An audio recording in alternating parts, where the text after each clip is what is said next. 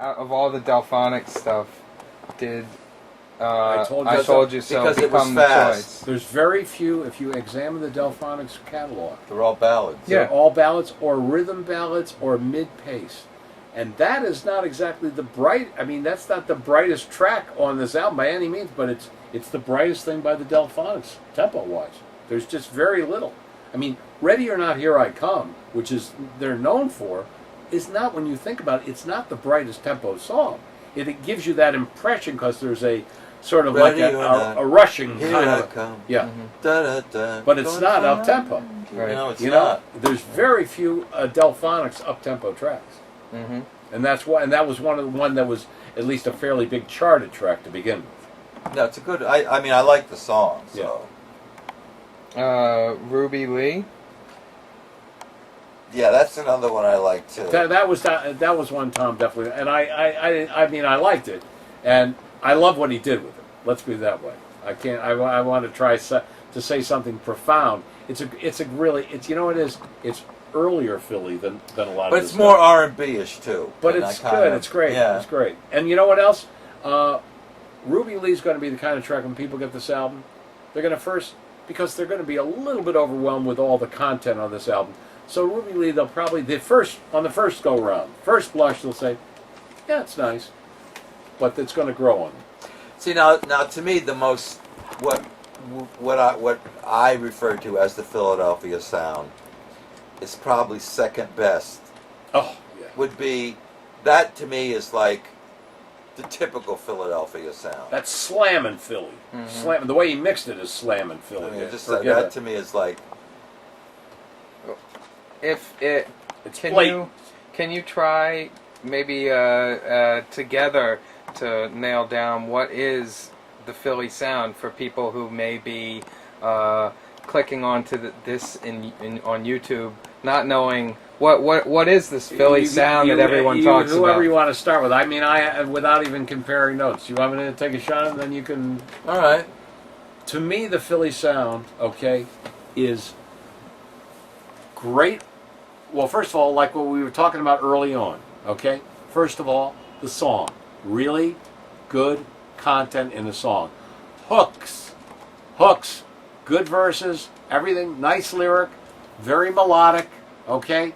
With with also some kind of a groove and maybe some kind of a turnaround. But then the way the productions, okay, are mapped out, they're really meticulous arrangements, both in the rhythm section, and then they go further.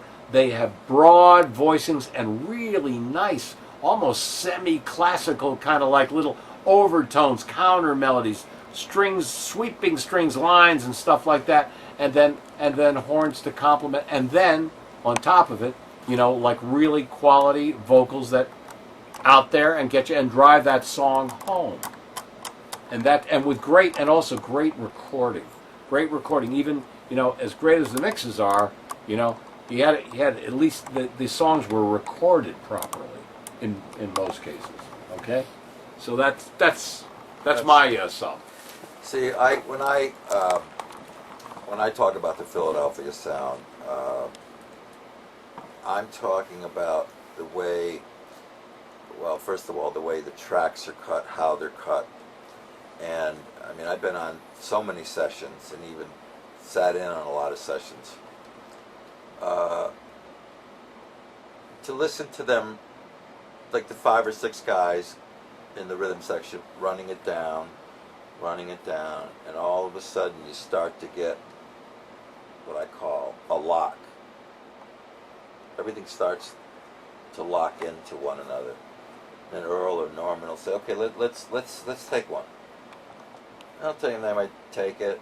I'll say, "Let's take another one," or sometimes even more than that. But you can sense that twisting and turning and pulling, and it's just it's like a living organism that's moving, and it's not that. That's why I had a hard time with Euro disco, because it's like, we will do it this way. And this other thing is like, it's like playing with your emotions, but in a very subtle way. You don't realize that it's constantly pulling and twisting you all the time. And that's why Philadelphia's those tracks that are done there always stand out because people don't know what it's doing to them, but you can hear it and you can feel it, but you can't like put your finger on it. But unless you've seen it enough times, then you go, oh, that's what it is. And then also, when they add the sweetening, they don't over-arrange.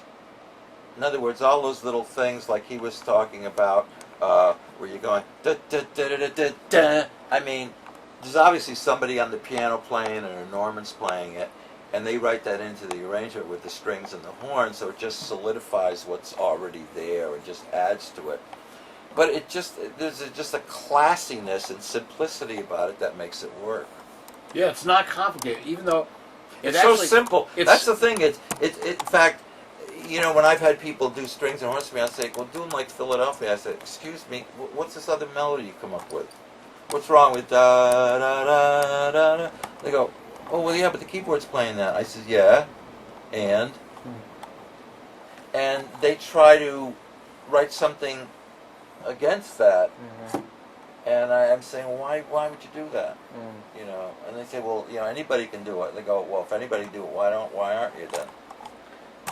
Was that Gene Ormandy? Who was doing the strings? The Philadelphia. Don Ronaldo. Don Ronaldo. Don Right. Ronaldo. Right. Right. That's right. Do you think Baker, Harris, Young were more of a, I don't know, cause or effect of the Philly sound? I mean, were they following in a tradition, or were they producing it? Well, before you had the Chambers Brothers, not the Chambers Brothers, these are the other Right. Chambers Brothers, was Roland, Carl. No, I mean drums and guitar, and it's just that when Norman, Baker, Harrison, Young kind of clicked, I guess the world was ready for the Philadelphia sound because they're playing on Dry Your Eyes. That was the earliest one. Then of course they're playing on The Horse. I mean, they played on so many records. I mean, so many records. All the early Jerry Butler that were done The there. early Jerry Butler. You know what? To me, the early Jerry Butler records that Gamble and Huff produced. Like I'll tell you, to me, out of the rhythm section, Earl was so those backbeats. When he was doing those backbeats, and you'd hear them, I'd say, Jesus Christ, why can't I get that? I mean, know, they were that's Earl, I know. They were awesome. No, but that was. But see, Bobby Martin did arrange most of those songs. So, but the thing, I mean, those songs were just. I mean, they had great songs, So when you're dealing with great songs, and you take an arranger like Bobby Martin, I mean, my God, how can you go wrong? I mean, just amazing.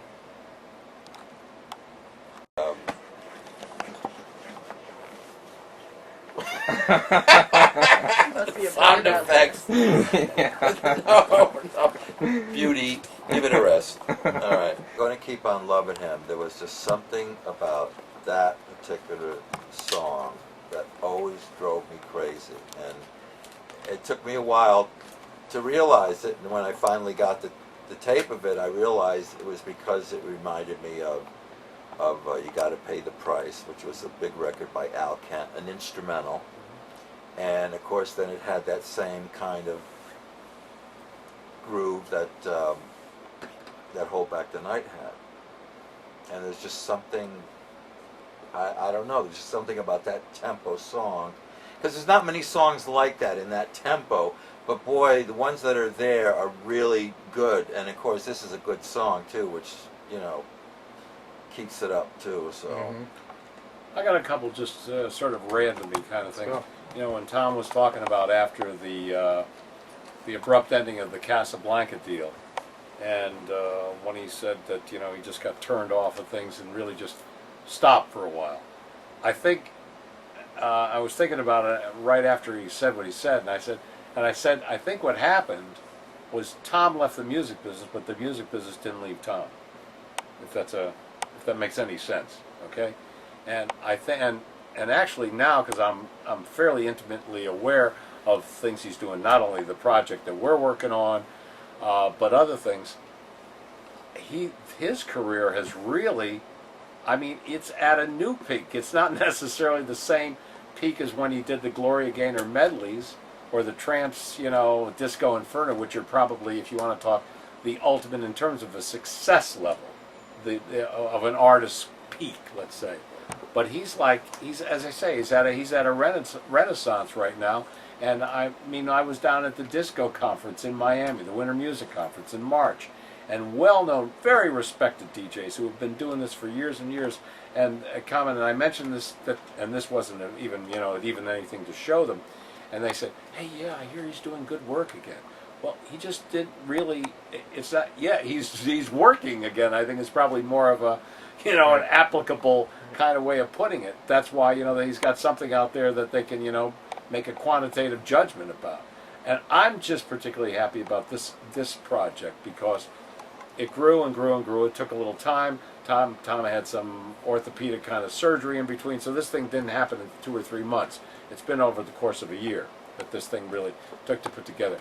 But it's really focused in, and I think it's appropriately titled, Tom Moulton Remixes, because I think another central theme through this whole interview, and I think we were saying, for whatever reason, Tom is really the under-recognized artist. He's that other part, if it's a trio of people, there's actually a fourth, because what he's brought in and all this, fusing all these different elements together, he is like the artist. And in this particular album, he's been made to really be prominent. And, and I'm happy it's a project through our friendship and also respect, I think it's mutual, that it's something that we've done together, So that's my Yeah. If you don't